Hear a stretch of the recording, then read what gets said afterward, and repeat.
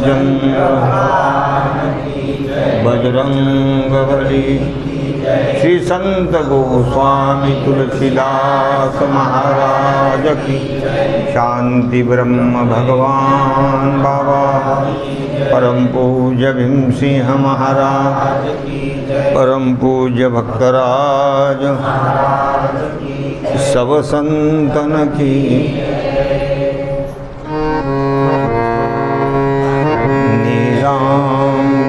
श्यामल कोमलांगं सीता समारोपितवामभागं बालं महासायकचारुचापं नमामि रामं अतुलितबलधामं हेमशैलाभदेहं धनुजवनकृशां ज्ञानिनाम् अग्रगण्यं सकलगुणनिधानं वानराणामधीशं रघुपतिप्रियभक्तं वातजातं ब्रह्माम्भोधिसमुद्भवं कलिमलः प्रध्वंसनं चाभयं श्रीमच्छम्भुमुखेन्दुसुन्दरवरे संशोभितं सर्वदा संसारामयभेषजं सुखकरं श्रीजानकीमयं धन्यास्ते कृतिनं पिबन्ति सततं श्रीराम नाम।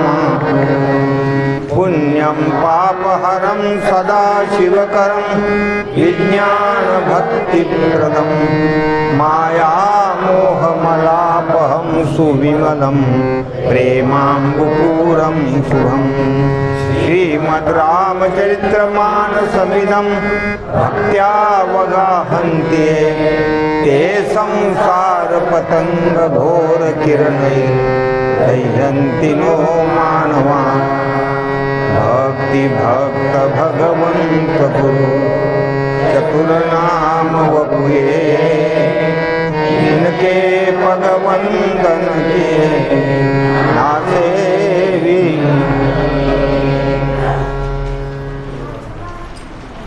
आनंदकंद भगवान रामचंद्र प्रभूची कथा।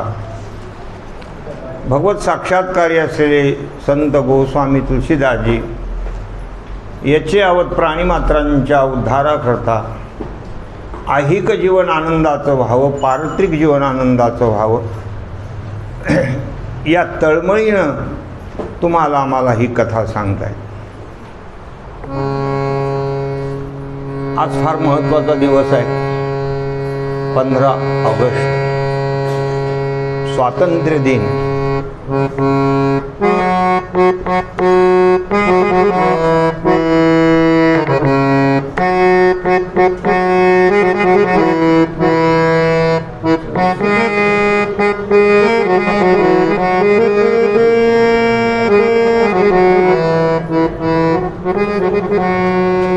बरोबर है ना? ये मेरे वतन के लोग जरा आँखों में भर लो पानी, जो शहीद हुए हैं उनकी।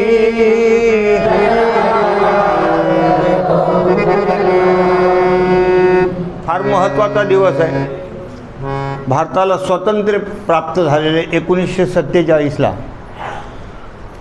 जो शहीद हुए हैं उनकी ते प्राप्त करणं, स्वातंत्र्य मिळवणं एवढं सोपं नाही। अनेक योद्ध्यांनी त्याच्यामध्ये बलिदान दिलेलं आहे। त्या सर्वांचं स्मरण आणि त्या सर्वांना अभिवादन करणं आपलं परम कर्तव्य आहे। कारण आज जे आपण या ठिकाणी बसलेलो आहोत त्याच्यामागे त्यांचा काय आहे, महत्त्वाचा हात आहे। छत्रपती शिवरायांचा, छत्रपती संभाजी महाराजांचा यांचा तुमच्या आमच्यावर एवढा उपकार आहे की आपण शब्दामध्ये सांगू शकत नाही। छत्रपती शिवरायांना, छत्रपती संभाजी महाराजांना कोटी कोटी दंडवत. त्यांच्यामुळे आपण इथे बसलेलो आहोत. कधीही आपण आयुष्यामध्ये यांना विसरू शकत नाही. या अंगानं हा 15 ऑगस्ट फार महत्त्वाचा दिन आहे.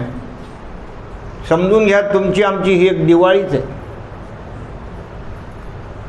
पण त्याचं स्मरण आपण सर्वांनी ठेवायला पाहिजे. आपला चालू असलेला जो विषय आहे, या रामकथेमध्ये 4 जोड्या आहेत. आपण मागेही सांगितलेलं आहे की भगवान महादेव पार्वतीला ही कथा सांगतायत. त्या कथेचं स्थळ आहे कैलास. प्रत्येक जोड्याचे स्थळ वेगवेगळे आहेत. भगवान महादेव पार्वतीला जे सांगतात ते कुठे सांगतात? कैलास पर्वतावर सांगतात. अत्यंत दिव्य अशा प्रकारचं ते स्थान आहे, भगवान महादेवाचं स्थान आहे. म्हणून तर कैलासराना शिवचंद्रमौळी फणींद्र माथा मुकुटी झळाळी कारुण्य सिंधो भवदुःखहारी तुझवीन शंभो मज कोण तारी हर हर महादेव. अशा प्रकारचं हे कैलास स्थान आहे. काकभूषुंडीजी गरुडाला ही जी कथा सांगतायत ती नील पर्वतावर सांगतायत. तेही खूप रमणीय अशा प्रकारचं स्थान होतं. तिथे ही कथा काकभूषुंडीजी गरुडाला सांगतात. भारद्वाज मुनी याज्ञवल्क्य मुनी भारद्वाजांना ही कथा सांगतात. ते प्रयागराज स्थान आहे, त्याला त्रिवेणी संगम म्हणतात. तेही अत्यंत पवित्र अशा प्रकारचं स्थान आहे प्रयागराज, त्रिवेणी संगम. तिथे ही कथा सांगतात. याज्ञवल्क्य मुनी कोणाला सांगतात? भारद्वाज मुनीला. आणि गोस्वामी तुलसीदासजी तुम्हाला आम्हाला ही कथा अयोध्येतून सांगतायत. अयोध्या नगरी ही फार पवित्र नगरी आहे, पवित्र नगरी आहे. त्याचं वर्णन पुढे येणार आहे की अयोध्या नगरीमध्ये कोणी किडामुंगी जरी मृत झाले, मेले, तरी त्यांचा उद्धार होतो, त्यांचं जन्ममरण खंडित होतं. अयोध्या भूमीचं ते काय आहे? सामर्थ्य आहे. इतकी पवित्र भूमी आहे. आणि त्या अयोध्या नगरीमध्ये सुद्धा ते प्रभू रामचंद्र स्थापित होण्याकरता अनेकांना शहीद व्हावं लागलं. खूप रणकंदन करावं लागलं, खूप झटावं लागलं, खूप प्रयास घ्यावे लागले. त्याही सर्व शहीदांना आजच्या दिवशी काय आहे? साष्टांग दंड. अशा पवित्र भूमीमध्ये जे चोऱ्या करतात त्यांना काय बोलायचं? त्यांना काय बोलायचं? काय म्हणावं त्यांना? माणूसच आपण म्हणू शकत नाही. मनुष्य रूपेण मृगाश्चरंती. फक्त त्यांचा तो माणसाचा आकार आहे, पण त्यांना मनुष्य म्हणू शकत नाही. इतक्या पवित्र ठिकाणामध्ये अशा प्रकारची दुर्बुद्धी निर्माण होणं. तो पैसा आहे, पैशाचा जो पहिला अनर्थच आहे स्थेयम. जिथं जास्त पैसा आला तिथे पहिला त्याचा अनर्थ आहे चोरी. असे ते अनर्थ आहेत महाराज. असो, आपला जो विषय चालला होता की या रामकथेचं केवढं मोठा प्रभाव आहे, की रामकथा किती श्रेष्ठ आहे हे आपण सांगत होतो. सर्व पाप नष्ट करणारी आहे, संताप नष्ट करणारी आहे, शोकमुक्त करणारी आहे. लोभरूपी समुद्र सुकून घेण्याकरता ही अगस्त्य मुनीसारखी आहे. इथपर्यंत आपण आलो होतो.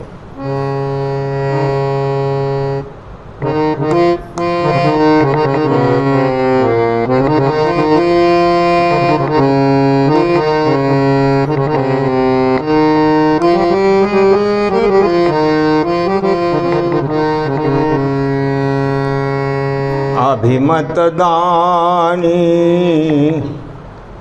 कामकोह कलिमल करदन के केहरी सावक जनमन बन के जनमन बन के मंगल भवन अमंगलहारी द्रवउ सुदशरथ अजिर बिहारी द्रव पुरवू दशरथ आजीर बिहारी।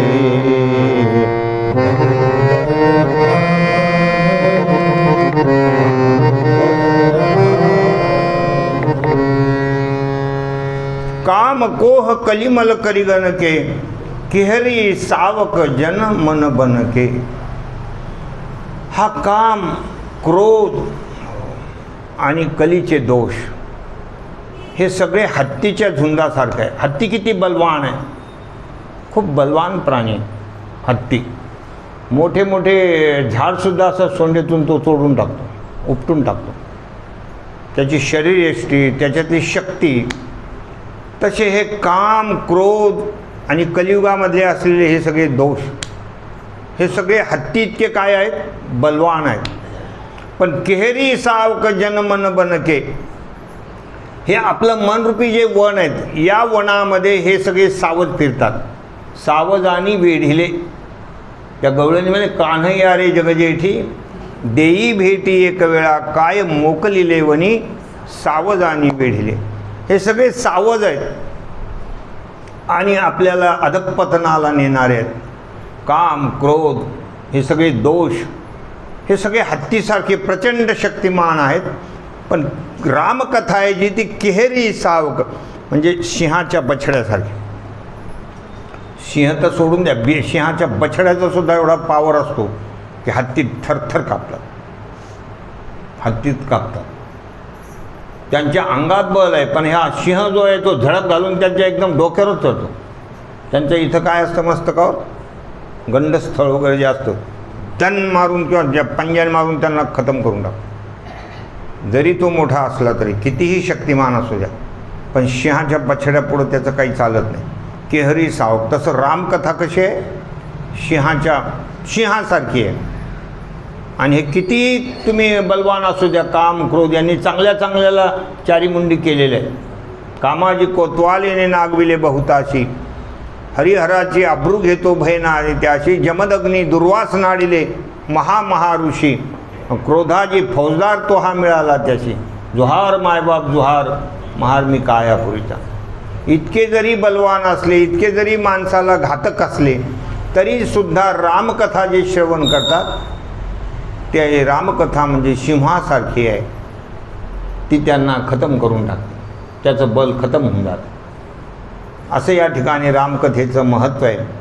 अतिथी पूज्य प्रियतम पुरारिके, कामद घन दारिद दवारिके. आणि भगवान महादेवाला अतिथी इतकी ही रामकथा प्रिय आहे. अतिथी देवो भव. कोणी आपल्याकडे जर आलं तर त्याला अतिथी वगैरे त्याचा सन्मान करायला पाहिजे. अतिथी हा देवा समान असतो, त्याला म्हटलेलंच आहे अतिथी देवो भव. आदर करणं. आणि गृहस्थी माणसाचा तर हा धर्म आहे. कोणी जर आलं तर त्याचा आदर करणं, या बसा, पाणी देणं, त्याच्यानंतर चहा घेता का, दूध घेता का, कॉफी घेता का, नाश्ता करा, जेवण करा. हे सगळं आपलं म्हणणं काय आहे, गृहस्थी माणसाचं हे परम कर्तव्य आहे. आतिथ्यम हरिपूजनम प्रतिदिनम असं म्हटलेलं आहे. आतिथ्यपूजन करायला पाहिजे. आणि त्याच्याकडं कधीही माणसानं आपलं काहीतरी कंटाळा वगैरे असं दाखवायला नाही पाहिजे. घरातल्या स्त्रींनासुद्धा त्याचा आनंद झाला पाहिजे. कोणी पाहुणे वगैरे आले तर त्यांचा एवढा आदर करायला पाहिजे की त्यांना वारंवार या वाटलं पाहिजे. ते काय घर आहे, काय घराणे आमचं, ते कितीतरी ठिकाणी त्या गोष्टी सांगत असतात.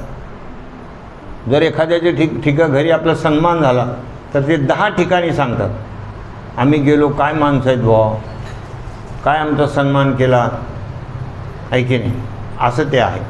तर ते जसं अतिथी प्रिय, तितके प्रिय ही रामकथा भगवान महादेवाला आहे. अतिथी पूज्य प्रियतम पुरारिके, कामद घन दारिद दवारिके. आणि घन म्हणजे ढग, संपूर्ण कामद म्हणजे आपल्या संपूर्ण कामना पूर्ण करणारी ही रामकथा आहे.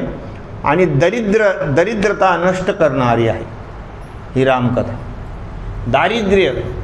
दारिद्र्य हे फार माणसाला दुःखदायक असतं. जसे 5 माणसं जिवंत असून मेल्यात जमाय ना, त्याच्यात जितंतोपि मृत पंच व्यासेन परिकीर्तितः दरिद्रो व्याधितो मूर्ख प्रवासी नित्यसेवका. हे 5 जण आहेत जिवंत असून मेल्यात जमा आहे. त्याच्यातला पहिला नंबर दरिद्री मनुष्य. गरिबी फार वाईट असते ना. खायला येतं लिहायला नाही, लिहायला येतं खायला नाही, अशा प्रकारची स्थिती असते की माणसाला सगळ्या गोष्टी मिळत नाही, त्याला काही किंमत पण नाही, समाजामध्ये किंमत पण नाही, गरिबाला कोणी विचारित नाही, अशी स्थिती असते. पण ती सगळ्या जीवनातली दरिद्री नष्ट करते, जीवन समाधान करणारी, सुखी करणारी ही रामकथा आहे. तसं तर दारिद्र्याची आणि श्रीमंताची, गरिबीची आणि श्रीमंताची व्याख्या नाथ महाराजांनी आपल्या भागवतामध्ये केलेली आहे की कोण गरीब आणि कोण श्रीमंत. ते नाथांनी खूप सुंदर लिहिले.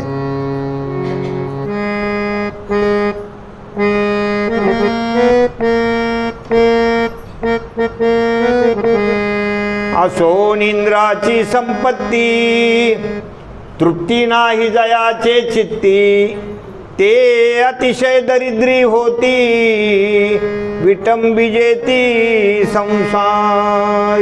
नाथांनी सांगितले गरीब कोण. असोन इंद्राची संपत्ती. इंद्रा इतकी संपत्ती असून जर मनात तृप्ती नसली तर ते भिकारीच माणूस आहे.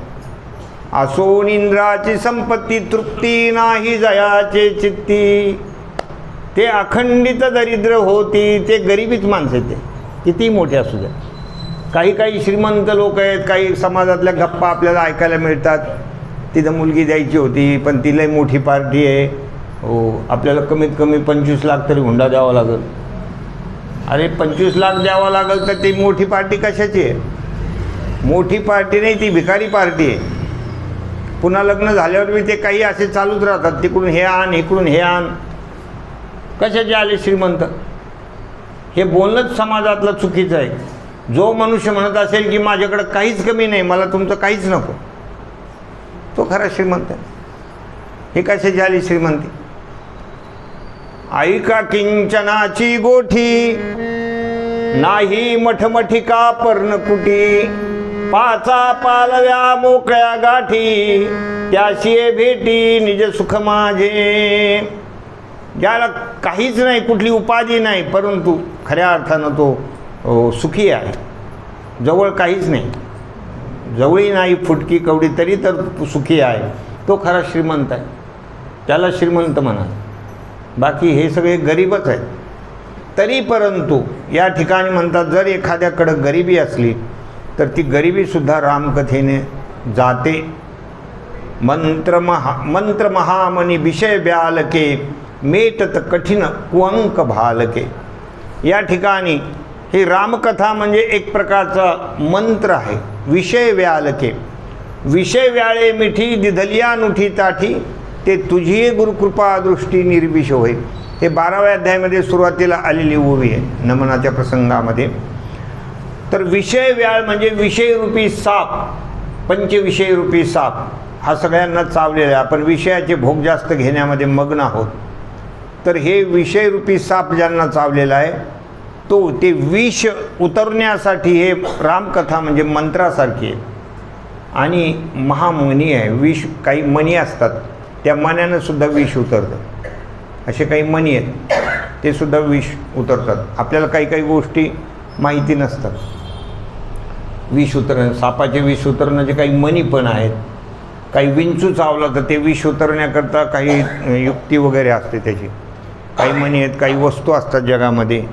ते आपला चिंचुका असतो ना, चिंचुका, तो सुद्धा अर्धा फोडून असा जर घासून जिथं विंचू चावला तिथं जर लावला तर तो तिथं चिटकून जातो. ते थोडा चोथा वगैरे घेऊन लावला चिटकून जातो. आणि ज्यावेळेला ते खाली पडतो त्यावेळेला विष घेऊनच खाली पडतो, म्हणजे विंचू उतरून जातो. अशा काही गोष्टी जगामध्ये आहेत. तसं काही मणी पण आहेत की त्या मण्यानं विष उतरतं. काही मंत्र आहेत, विष उतरण्याचे मंत्र आहेत. काही सर्पाचे सुद्धा मंत्र आहेत, सर्प उतरण्याचे. काही मांत्रिक लोक वगैरे ते उतरून टाकतात, साप उतरणं, असं काही आहे. आमचे वडील दिंडीला जायचे, पायी जायचे पंढरपूरला. एक वर्षी अशी घटना घडली की एका ठिकाणी जो मनुष्य दिंडीला पूर्ण फराळ देत होता त्याच्याच मुलाला सर्पदंश झाला. विषारी साप चावला. तर ते इतका विषारी होता की त्या अर्ध्या घंट्यात तर त्याच्या तोंडाला फेस यायला लागली. मग ती घटना घडली. ते साबुदाणा काय काय भगर केले असेल त्यांनी सांगितलं ते वारकरी लोकांना खाऊ घाला. आणि त्यांनी हात जोडले. म्हणजे आता काही हा मुलगा वाचणार नाही. तरुण मुलगा होता, 25-30च्या वयाच्या घरातला तो मुलगा होता. मग ती घटना हा म्हणतात दिंडीमध्ये कळाली. तरी परंतु त्याची श्रद्धा अशी होती की वारकऱ्यांना मात्र फराळ द्या बाबा, कोणी करा, आता जे होणार ती गोष्ट घडलेली आहे. तर तेवढ्यात आमच्या वडिलांनी सांगितलं काय झालं. म्हणजे बा असं असं झालं, मुलगा आता एकदम बेशुद्ध होईल. म्हणजे थोड्या वेळामध्ये तोंडाला फेस येऊ लागला आणि मांत्रिक आणायला पाठवले, पण सांगता येत नाही तोपर्यंत वाचेल का नाही. भलता विषारी साप आहे म्हणतो. मग आमचे वडील गेले. त्यांनी ते पिंपळाचे पानं वगैरे तोडायला लावले, एवढे मोठे कवळे पानं. मग ते गोपाल सहस्त्रनाम त्यांच्या पाठ होतं. ते गोपाल सहस्त्रनाम मुखानं सुरू केलं आणि ते काहीतरी असे पानं आतमध्ये त्या देठाकडून कुणीकडून पानाकडून घालतो ते मला माहीत नाही, पण असे कानामध्ये जवळजवळ न्यायचे तर ते काळे ठिक्कर होऊन बाहेर यायचे. असे ते कानाजवळ आतमध्ये घालायचे, काळे ठिक्कर येऊन बाहेर येत होते. ते उतरलं ते विष. मुलगा हसायला लागला. विष उतरून गेलं. ते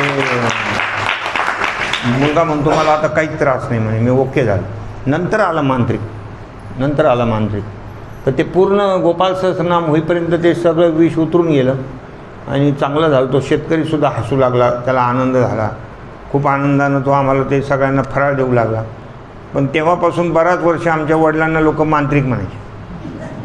म्हणजे काय बाबा बाबा तुम्ही आता मांत्रिक पण झाले असं म्हणायचे.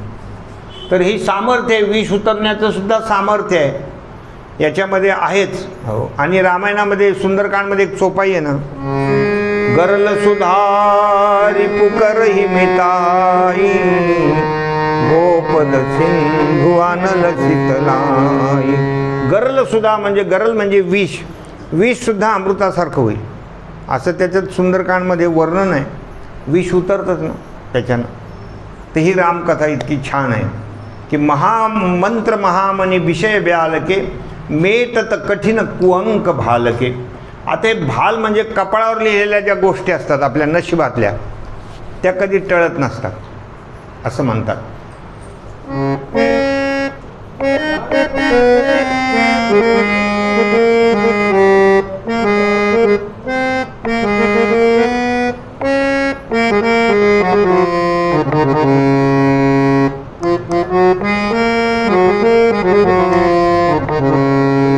चाहे लाख करो चतुराई, कर्म का लेख मिटे नारे भाई, कर्म का लेख मिटे नारे भाई.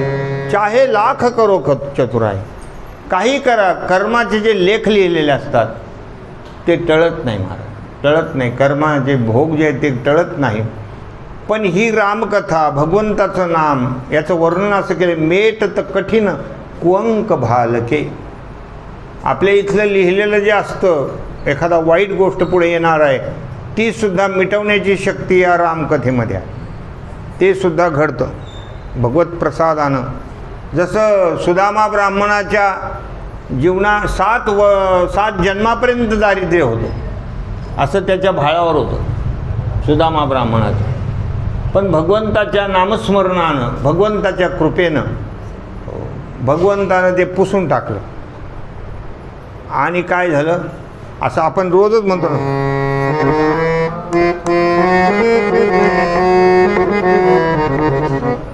सुदामा ब्राह्मण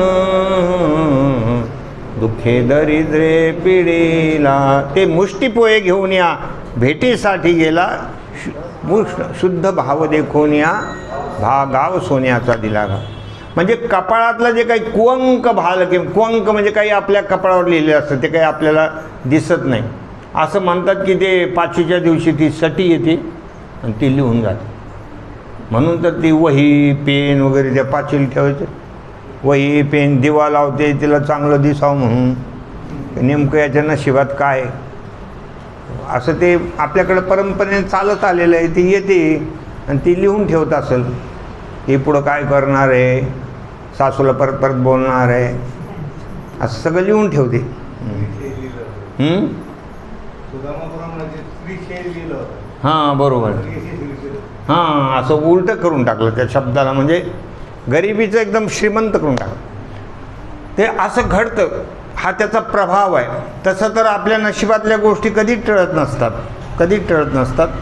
पण मग या वस्तूचं सामर्थ्य काय आहे, त्याला वस्तू सामर्थ्य म्हणतात. रामनामाचं सामर्थ्य आहे, असा त्याचा प्रभाव आहे. की अनेक गोष्टी जीवनातल्या दुःखमय असलेल्या, नाहीतर मग कितीही दुःखमय गोष्टी घडल्या तरी त्याच्या सुखात काहीच कमी पडत नाही, त्याच्या अंतःकरणातला आनंद कधीच कमी होत नाही. ते त्याला काही समजत नाही त्या गोष्टीला. ही शक्ती आपल्याला भगवन नामानं प्राप्त होते. हरण मोह तम दिनकर करसे, सेवक साली पाल जरधरसे. या ठिकाणी हरण मोह तम, आपल्या ठिकाणी हा जो मोह, हे जे अज्ञान आहे, हा अंधकार आहे. आणि हा अज्ञानरूपी अंधकार काढण्याकरता दिनकर म्हणजे सूर्यासारखी ही रामकथा आहे. रामकथेनं आपल्या ठिकाणचा अंधकार निघतो. करिया तिमिराचा नाश, उदय होऊनी प्रकाश, तोडी आशापाश करी वास हृदयी. संपूर्ण अंधकार नष्ट करण्याची शक्ती, अज्ञान नष्ट करण्याची शक्ती भगवंताच्या कथेमध्ये. सेवक साली पाल जलधरसे, आणि जे काही त्या ठिकाणी सेवकरूपी धान्य आहे, सेवकरूपी धान्य म्हणजे अखंड सेवा करणारे, त्या सेवकांना तर प्रत्यक्ष मेघाप्रमाणे वर्षाव करून त्यांना आनंदी करणारे, त्यांना फुलवणारे. ज्याप्रमाणे पीक असतं महाराज, पावसानं ते काय होतं, टवटवीत होऊन जातं, पावसानं टवटवीत होऊन जातं. तसं जे भगवंताची सेवा करणारे भक्त आहेत, त्यांच्या जीवनामध्ये आनंदी आनंद निर्माण करणारी ही भगवंताची कथा आहे. अभिमतदानी देवतरु बरसे, सेवत सुलभ सुखद हरिहरसे. सुख बिसरद नभ मन उडगनसे, राम भगत जन जीवन धनसे. अभिमत दानी देव तरु बरसे. अभिमत म्हणजे इच्छित दान, मनोकामना. जसं आपण संकल्प मनोकामना सिद्ध्यरस्तु असं जे म्हणतात ना, तुमच्या सकळ मनोकामना पूर्ण होतील. मनाचे संकल्प पाववील सिद्धी, जरी राहे बुद्धी याचे पायी. अंतःकरणात येणारे जे संकल्प आहेत, चांगल्या गोष्टी आहे की मला असं त्या जीवनामध्ये संकल्प आलेला आहे, तर ते संकल्प पूर्ण अभिमतदानी म्हणतात. अभिमत म्हणजे आपल्या मनातल्या इच्छा, या सगळ्या पूर्ण करणारं ही देवतरू म्हणजे कल्पतरू. देवतरू म्हणजे देवांचा वृक्ष, स्वर्गात असतो तो वृक्ष कल्पतरू. कल्पतरूच्या खाली ज्या ज्या गोष्टी आपण इच्छा करू त्या त्या प्राप्त होतात. पण त्याच्यात आणि याच्यात थोडा फरक आहे या कथेमध्ये आणि कल्पतरूमध्ये. कल्पतरूच्या खाली जर वाईट गोष्टी जरी चिंतन केल्या तरी ते तसं घडतं, पण इथं तसं नाही होत. हा त्याच्यातला फरक आहे. नाहीतर एक मनुष्य कल्पतरू खाली बसला, उन्हाळ्याच्या दिवसामध्ये चालत चालत दमलेला होता, कल्पतरू खाली बसला आणि मनात त्याच्या इच्छा निर्माण झाली, किंवा इतकं मी थकलेलं, इथं जर थंड पाणी मिळालं असतं तर बरं झालं असतं, तर थंड पाण्याचा झरा तिथे निर्माण झाला लगेच, कारण ते कल्पतरू होतं. थंड पाणी प्याला, समाधान वाटलं, नंतर त्याच्या मनात इच्छा झाली की आता जर चांगलं जेवण मिळालं असतं तर छान झालं असतं. तर चांगलं पंचपक्वान्नाचं ताट त्याच्यासमोर येऊन गेलं लगेच. त्याच्यामध्ये सगळ्या गोष्टी, गरम गरम जिलेबी, गरम गरम वरण भात, एकदम स्वादिष्ट कढी, भजे, हे सगळं त्याच्यासमोर आलं. खुश झाला एकदम. काय जेवण आलं म्हणले, याला म्हणायचं जेवण. मस्तपैकी जेवण केलं आणि मग त्याला ढेकर वगैरे आला, वा वा वा म्हणले. आता तर असं लगेच डोळ्यासमोर काही दिसायला तयार नाही, झोप यायला लागली, एवढं जेवण झालं. इथं जर काही सतरंजी असते तर मस्त एक घंटाभर झोपलो असतो म्हणे आरामशीर. तेवढ्यात पलंग, भारीतली गादी, त्याच्यावरली भारीतली चादर, त्याला पाहिजे असा तक्क्या, कोणाला नरम लागतो कोणाला कडक लागते, असे ज्याचे त्याचे ठरलेले असतात. कोणी मोठे मोठे लोड डोक्याखाली घेते, कोणी कसे, कोणी बिना तक्क्याचे झोपते, ज्याच्या त्याच्या सवयी असतात. त्याला जशी सवय असेल तसं सगळं अगदी बरोबर. आणि मग त्याच्यावर पडला, मग म्हणायला लागला आता चालून चालून पाय ठणकू राहिले, आता कोण थोडे पाय दाबणार, कोणी पाहिजे होते. तर तिथं लगेच दास लगेच उभे राहिले, म्हणले मालक बोला, काय सेवा करायची. घाबरलं ना ते म्हणले मी आल्यापासून गंमत पाहू राहिलो, इथं काही भूतबीत तर नाही. लगेच भूत आलं.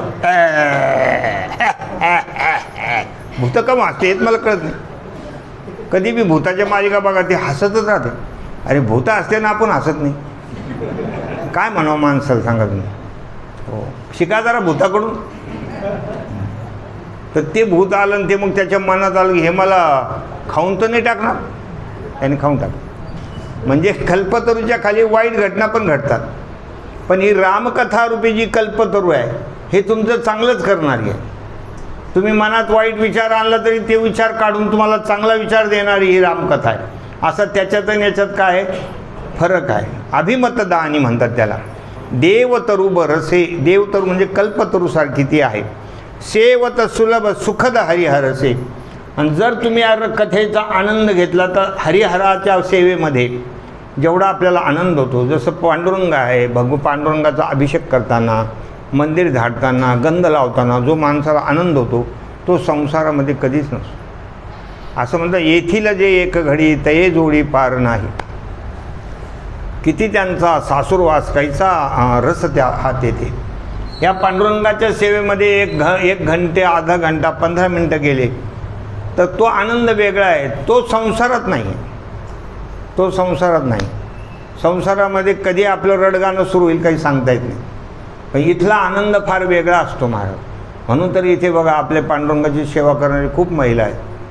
कोणी ड्रेस परिधान करणार, कोणी गंध लावणार, कोणी झाडून काढणार, कोणी रांगोळी करणार, हे सगळे आनंद आहे. मी इथे दर्शनाला येतो तर आमच्या मुंडेताईला फुलं वगैरे घेऊन उभ्या असतात, महाराजांना हे फुल. ती सेवा आहे, ती सेवा आहे. अंतःकरणातून भगवदिषेक असलेलं प्रेम आहे ते. तर हे जे असतं याचं जे समाधान आहे ते संसारात कुठे मिळणार आहे. संसारात तुम्ही काही करा ना, कितीही चांगला स्वयंपाक करा तरी त्या बाबाला काय बोलायचं ते बोलल्याशिवाय राहणार नाही. अशा प्रकारची स्थिती संसारामध्ये नेहमी खटकाखटकी वगैरे हे असते. तिथं काय तुम्हाला सुख मिळणार आहे. कशावरून तरी काहीतरी संसारामध्ये घडतच असतं. ते एक तर पोरगं आईच्या स्वभावाला कंटाळून गेलं होतं. असं पोरगं होतं एवढं, आईच्या स्वभावाला कंटाळून. ते काही छोट्या छोट्या गोष्टींना हाणायचे, लहान लहान गोष्टींना हाणायचे. ते एकदा त्याच्या बापाला सांगितलं, म्हणले बाबा तुम्हाला काय अशी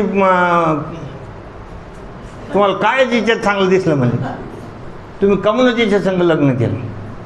तो म्हणला काही नाही, तिच्या गालावर तर तिळ आवडला होता त्याच्यामुळं केलं. म्हणजे एवढ्या तिळा करता एवढी मोठी आफत नव्हती घ्यायला पाहिजे, त्या लेकरांनी सांगितलं.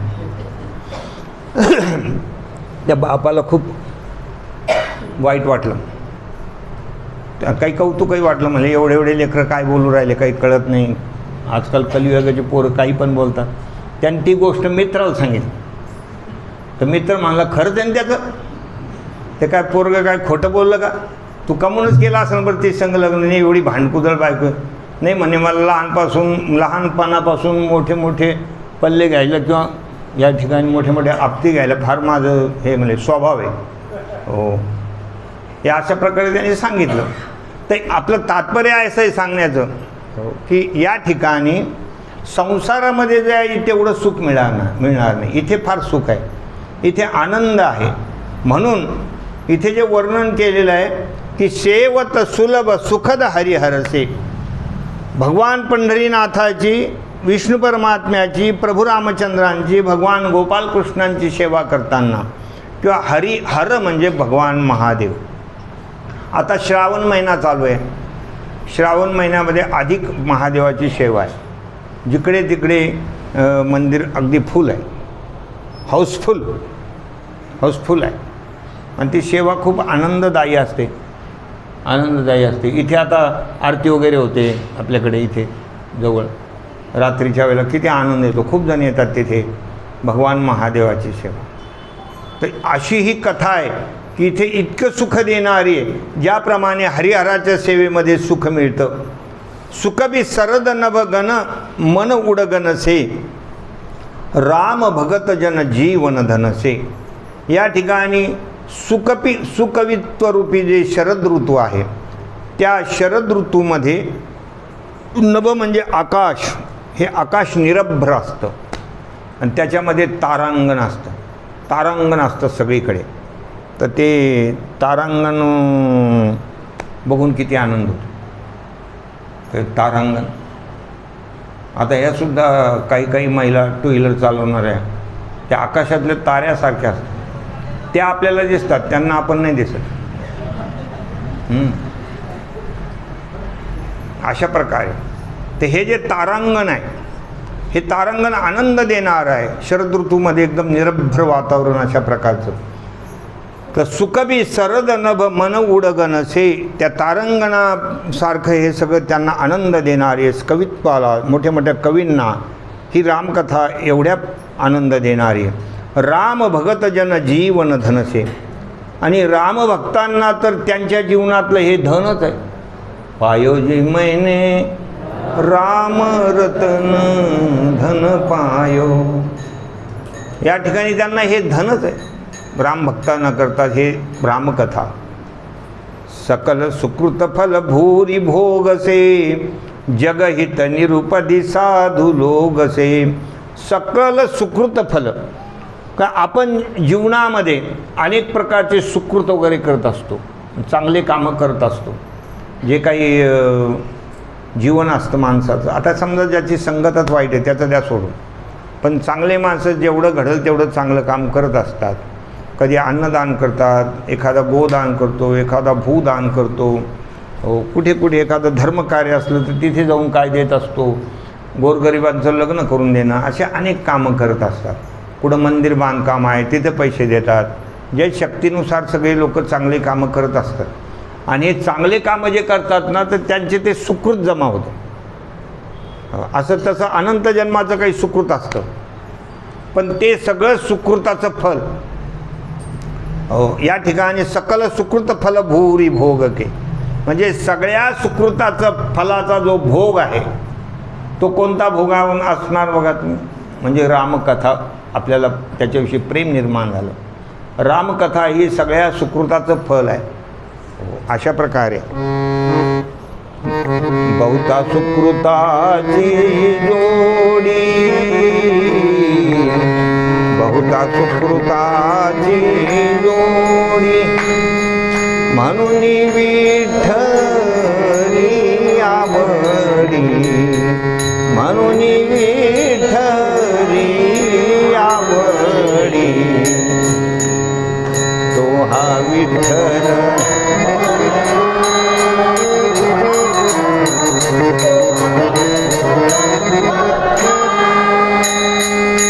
वाह वाह रुद्र.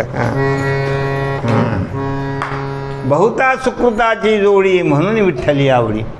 खूप खूप सुकृत केलं म्हणजे आपलं भगवंतावर प्रेम जडत असतं. तसं ही सगळ्या सुकृताची जोडी म्हणजे रामकथा आहे. सगळ्या सुकृताचं फल ज्या दिवशी तुम्हाला वाटेल की आपण रामकथा श्रवण करावी, आपण रामकथा पठन करावी. म्हणजे श्रवण नाही घडलं तर घरामध्ये ग्रंथ आणावा आणि तो ग्रंथ वाचन करून समजून घ्यायला पाहिजे.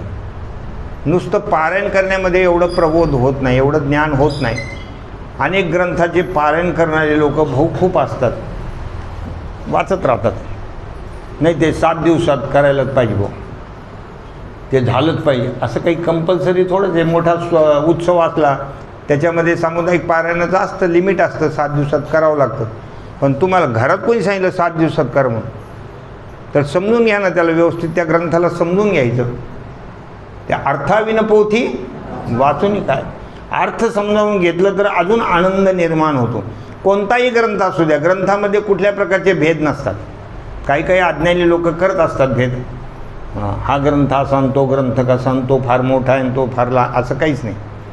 सगळ्या ग्रंथकर्त्यांचं जे प्रासादिक ग्रंथ असतात, असे गोस्वामी तुलसीदासजी आहे, शांतीब्रह्मनाथ महाराज आहे, संत नामदेव महाराज आहे, जगद्गुरु तुकोबार आहेत, संत समर्थ रामदास स्वामी महाराज आहेत, अनेक असे संत होऊन गेले की त्यांनी सगळ्या जगाच्या कल्याणाकरता ते लिहिलेले.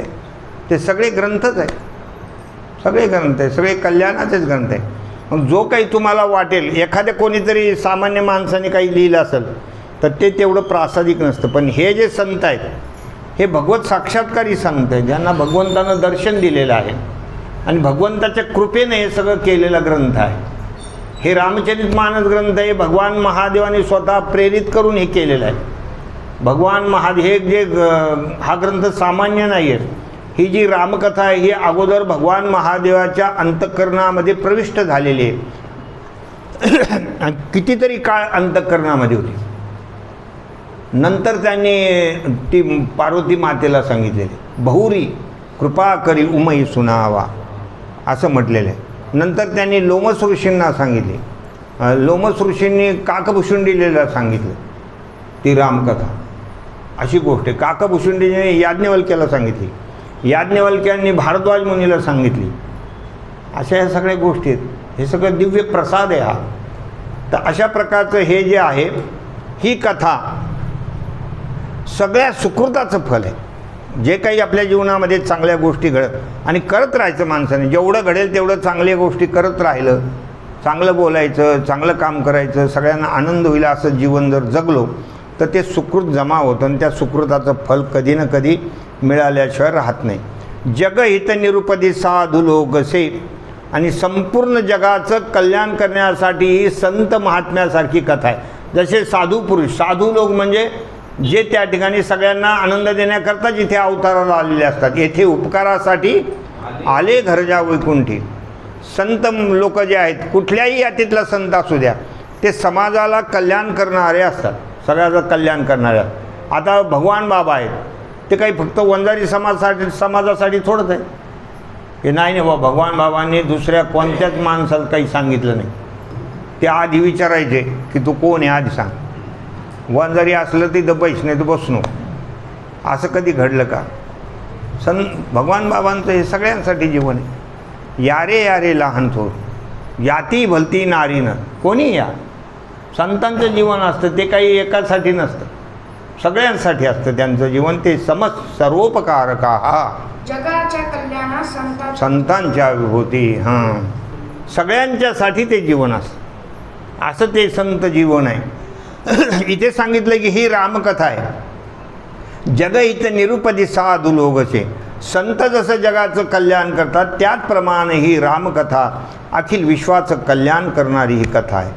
सेवक मन मानस मरालसे, पावन गंग तरंग मालसे. सेवक मन मानस मरालसे, जे कोणी सेवाधारी माणसं आहेत, जे कोणी या ठिकाणी भागवत धर्मीय लोक आहेत, त्यांच्यासाठी त्यांच्या याच्या हंसाप्रमाणे त्यांच्या मानस सरोवरातले ते हंस आहे ही रामकथा. ही रामकथा सेवकासाठी, की ज्यांच्या अंतःकरणामध्ये खरोखरच सेवाभाव आहे. सेवक म्हणजे कोणाला म्हणायचं? जो फक्त भगवंतासाठीच जीवन आहे. नाहीतर सेवा करायची अपेक्षा पैशाची, सेवा करायची अपेक्षा माना सन्मानाची, की मी एवढा राबू राहिलो, कोणाचंच माझ्याकडे ध्यान नाही. कोणी म्हणलं का कधी की तू मंदिर झाडू राहिलं म्हणून? एकाच्या तरी तोंडातून निघायला पाहिजे. अशा अपेक्षा काहीच नाही, कुणाची कशाचीच अपेक्षा नाही. भगवंताच्या प्रेमासाठी जे लोक करतात, कोणी असो, कीर्तनकार असो, भागवतकार असो, भगवंताचे प्रेम संपादन करण्यासाठी असे जे काही सेवक आहेत, तर ही रामकथा त्यांच्या मानस सरोवरातले हंसासारखी दिव्य आहे, त्यांना आनंद देणारी आहे. पावन गंग तरंग मालसे, आणि पवित्र करण्यामध्ये गंगाजलासारखी ही रामकथा आहे. आपली ही रामकथेनं संपूर्ण जीवन पवित्र होऊन जाईल, शुद्ध होऊन जाईल. शुद्ध होती नारी नर, गाती ऐकती सादर जे पवित्र हरिकथा. कथा त्रिवेणी संगम, देवभक्तानी नाम तेथीचे उत्तम चरण रजद वंदिता. जळती दोषाचे डोंगर, शुद्ध होती नारी नर. सगळ्यांना, नारी नर कोणी असू, सगळ्यांना पवित्र करणारी ही रामकथा आहे. कुपथ कुतरक कुचालिकली, कपट दंभ पाषंड रामा कपट दंभ पाषंड. दहन राम गुण ग्राम जिमी, इंधन अनल प्रचंड. सियावर रामचंद्र पद शरणम बोलो. जय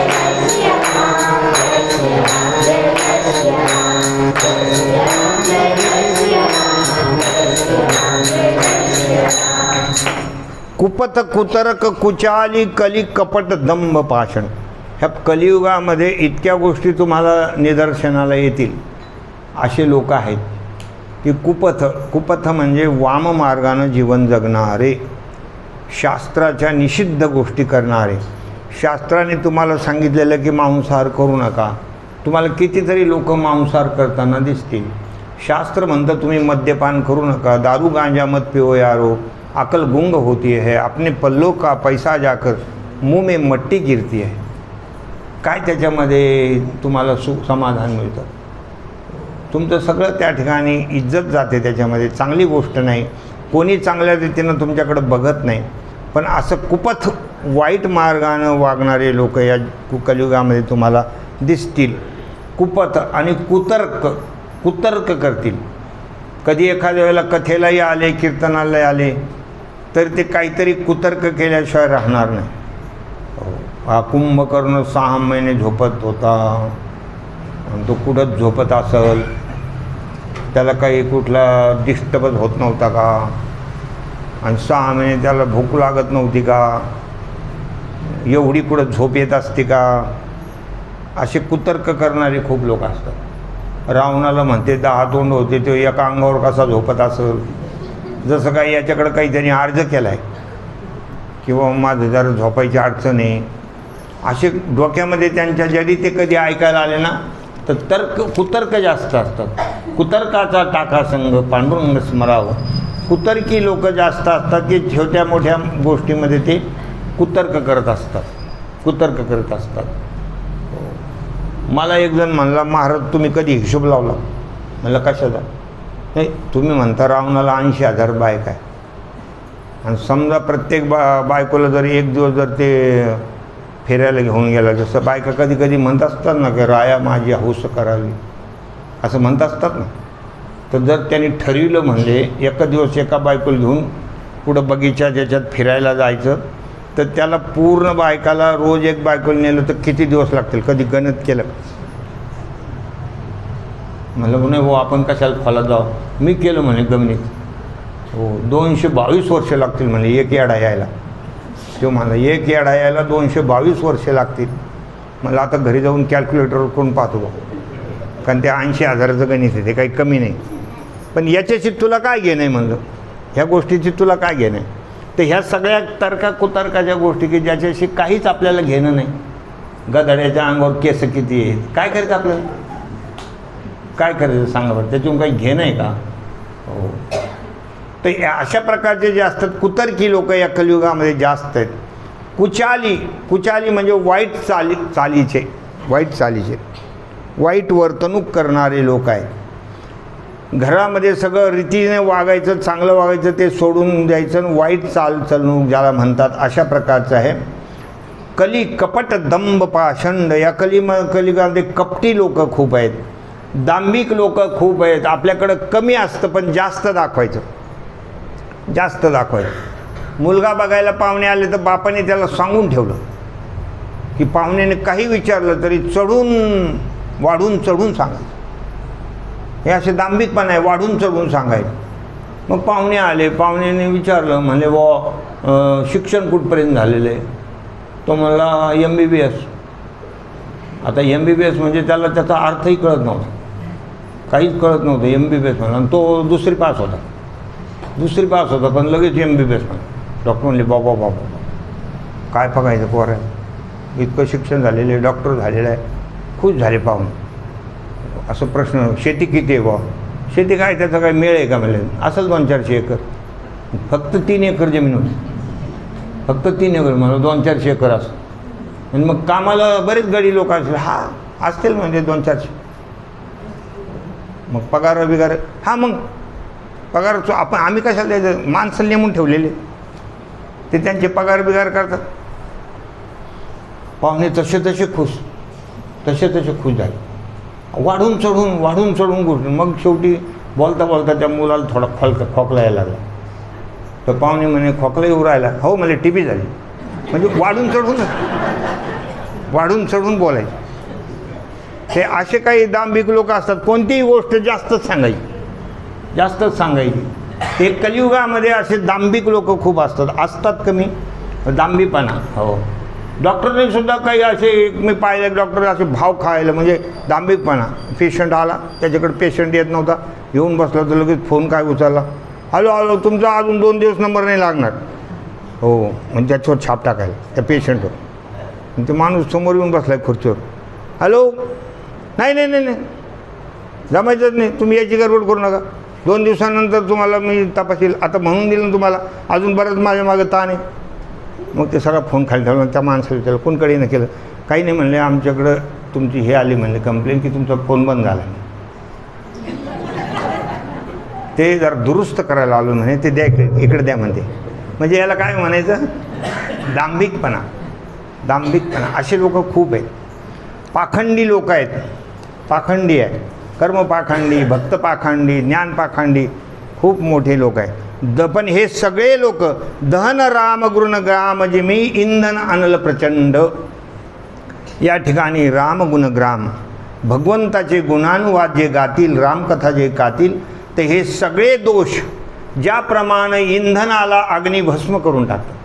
तृण अग्नी मेळे समरस झाले, तैशे नामे केले जपता हरी. नामस्मरणानं, रामकथेनं हे सगळे कलीचे दोष मिटून जातात. अशी रामकथा श्रेष्ठ आहे. रामचरित राकेश कर सरिस सुखद सबकाऊ, सज्जन कुमुद चकोर चित हितविशेषी बडलाहू. रामचरित राकेश कर म्हणजे पौर्णिमेच्या चंद्रासारखं रामचरित मानस अगदी लख प्रकाश देणार आहे. लख प्रकाश, पौर्णिमेचं चांदणं हे अंतःकरणाला आनंद देणारं असतं. सरीस सुखद सबकाहू. कधीही तुम्ही पौर्णिमेच्या लख चांदण्यामध्ये जाऊन उभा राहा. कधी पण मनुष्यानं निसर्गाचा थोडाफार आनंद घ्यायला पाहिजे. निसर्ग जे आहे ना तो फार आनंददायी असतो. अशा प्रकारचे हात आपल्याकडे ते म्हणतात ना, जहाँ डाल डाल पर सोने की चिडिया करती बसेरा, यह भारत देश है मेरा. इथे सगळीकडे आनंदी आनंद, त्या निसर्गाचा खूप आनंद असतो. कधी तुम्ही धबधब्याजवळ जाऊन उभा राहा, त्याचा एकच प्रसन्नता असते की माणसाचं मन तिथं रमून जातं. तसंच ते पौर्णिमेच्या चंद्राचा खूप आनंद असतो. तो मस्त टिपोर चांदणं पडलेलं असतं, अशा आकाश निरभ्र पाहिजे, मग ते माणसाला सुखद वाटतं. सरीस सुखद सबकाव, सज्जन कुमुद चकोर चित हितविशेष बडलाहू. त्याप्रमाणे ही रामकथा तुम्हाला पौर्णिमेच्या चांदण्यासारखी आनंद देणारी आहे. आणि विशेष करून सज्जनांना तर विचारूच नका, त्यांना तर चकोराप्रमाणे, चकोर पक्षाला जसा जास्त आनंद होतो, कुमुदिनीला जास्त, काही चंद्रविकाशिनी जे कमळ असतात त्यांना अधिक आनंद होतो. चकोराला चांदण्याने काय होतो, जास्त आनंद होतो. तसं सज्जनाला तर अधिकच आनंद होतो. पण रामकथेमध्ये कोणीही या, त्यांना ही आनंद देणारी रामकथा आहे. अशी ही दिव्य कथा, या कथेचं महत्त्व आहे. आता थोडंसं पुढे, आता उद्या आपण बघणार आहोत की निप्रश्न जयी भांती भवानी, जयी विधी शंकर कहा बखानी. ज्याप्रमाणे भवानी म्हणजे पार्वती मातेने जे प्रश्न कशा पद्धतीनं केलेला आहे, भगवान महादेवांनी कसं वाखाणन करून सांगितलेलं आहे, हे सगळं वर्णन आपण उद्याच्या कथेमध्ये बघणार आहोत.